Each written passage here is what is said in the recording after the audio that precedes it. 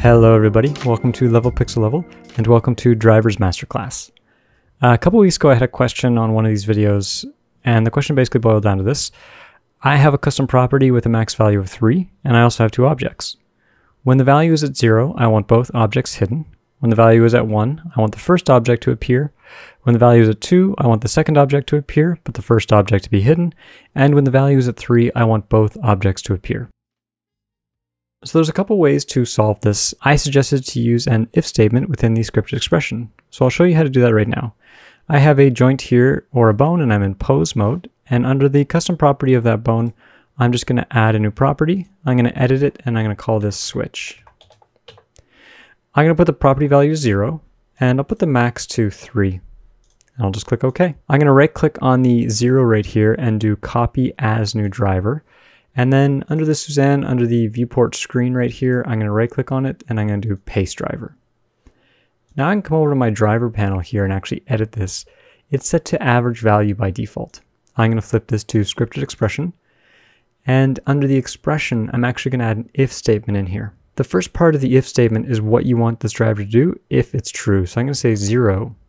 And I'm going to say if switch is equal to 1, else 1. As soon as I hit enter here, it's going to make the monkey head disappear. Because I said if the switch is equal to 1, make the Suzanne head visible. So if I flip this to 1, it's going to make it visible, and any other number it's actually going to hide. So we can even expand this now. So I can say if switch equals 1 or switch equals 3, make it visible. Now when I flip my dial from here, on 1 it's visible, 2 it's hidden, and on 3 it's visible again. Let's copy this over now to the torus knot. So I'll right click on the driver, I'll do copy driver, and I'll just paste it to the torus knot here. The only difference is on this driver, instead of visible at 1, I'll make it visible at 2 for the first part of the switch. So I'll come back to my dial here, and at 0 they're both hidden, at 1 the monkey head is visible, at 2 the torus knot is visible, and at 3 they're both visible. Let's look at this if statement in a bit more detail.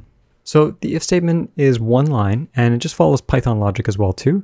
The difference is the if switch equals 1 or switch equals 3, if this is true, if this is activated, that's what this first number is going to do here.